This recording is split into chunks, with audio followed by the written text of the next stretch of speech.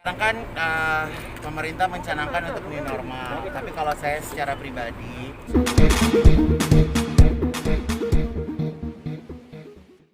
apapun istilah itu, dengan adanya kelonggaran, kita tetap harus mawas diri, tetap harus menahan diri. Jangan di saat aktivitas sudah mulai dibuka, kita menjadi liar dan uh, seolah-olah tidak ada kehidupan di esok hari gitu kan. Jadi kalau saya dilihat dari postingan saya juga, ya sebisa mungkin kita menahan diri. Contohnya hal kecil, kayak misalnya saya mau ke ATM, ternyata dalam ATM-nya rame, saya mendingan nggak usah masuk ke ATM dulu, jadi saya tunggu dulu di luar. Atau mungkin saya mau pergi masuk ke supermarket, kalau saya lihat supermarketnya rame, ya mendingan saya tidak masuk dulu. Karena ya buat saya betapa pentingnya jaga jarak, karena kita nggak pernah tahu kita bersebelahan dengan siapa, orang itu dari mana, kan kita nggak pernah tahu. Jadi memang ya hidup bersih itu ya benar-benar hidup bersih dari yang sekitaran kita sih gitu. Kalau saya sih melihat mungkin saat ini kalau misalnya corona itu ya sama aja dengan kita dengan mungkin penyakit HIV atau mungkin dengan penyakit-penyakit yang berbahaya lainnya gitu. Kita harus menjaga diri kita gitu, hidup bersih.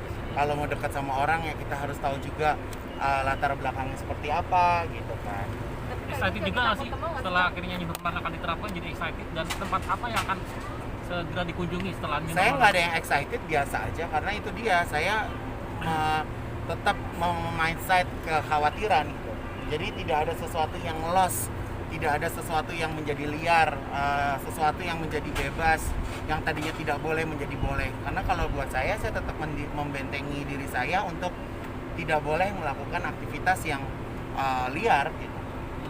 Butiknya udah mulai dibuka, Iya. Kak Igun. Kalau butik saya Butik, sih memang saya tidak, dari kemarin saya tidak menerima tamu. Ada tamu 1-2, tapi memang itu juga saya batasin gitu.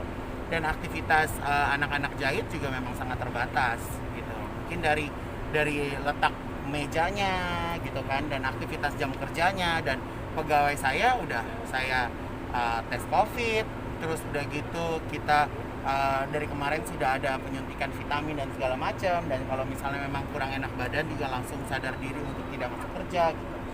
Walaupun maksudnya gini ya, kita terbiasa masuk angin, terbiasa batuk dikit. Kalau sekarang kan batuk aja kayak orang habis nyolong apa gitu ya, jadi seperti ada kekhawatiran yang sangat berat gitu sih. Tapi Kak Igun jadi takut ke mall gitu nggak sih Kak kalau mau Iya. jalan? Kalau saya bukan takut ke mall, pertama mau ke mall gunanya apa? Kalau hanya untuk duduk-duduk ke mall, kalau saya sih mendingan nggak usah gitu. Belum saatnya ya gitu. Jadi kalau misalnya memang ke mall ada yang mau dibeli ya silakan. Saya juga masih sering kok ke supermarket, tapi kan ada kebutuhan, bukan yang karena duduk-duduk di supermarket atau apa gitu. Jadi ya sekarang memang harus bisa menahan diri gitu, menahan diri untuk melakukan aktivitas yang kita rasa belum terlalu perlu.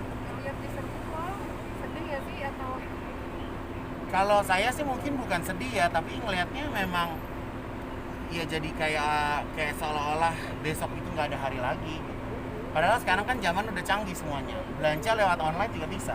Toko saya juga semuanya menjalankan pembelanjaan online gitu. Jadi ya untuk apa harus ke store lagi gitu, kalau misalnya belanja dari online aja bisa. Dengan diterapkannya new normal itu sendiri akan memulihkan ekonomi itu sendiri kok.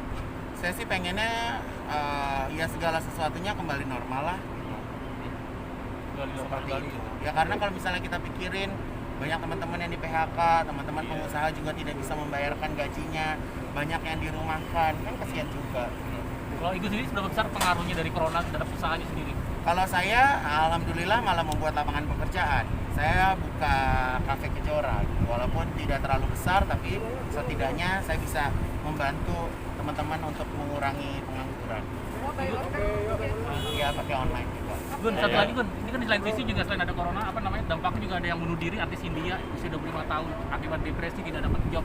Nah ini sebagai seorang artis melihat fenomena yang terjadi dengan artis India seperti Kalau apa? artis bunuh diri kayaknya bukan hal yang baru ya, di Korea juga banyak artis bunuh diri. Iya. Ya jadi kalau misalnya orang mau bunuh diri kan sebabnya juga banyak, mungkin bukan hanya corona aja.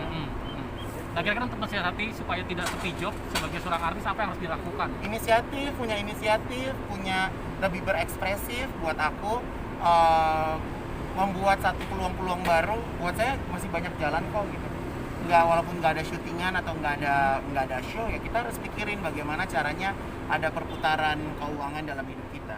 Kan begitu Oke. besar ya pengaruhnya corona ya sampai akhirnya depresi orang meninggal emang begitu besar ya. Ya begitu.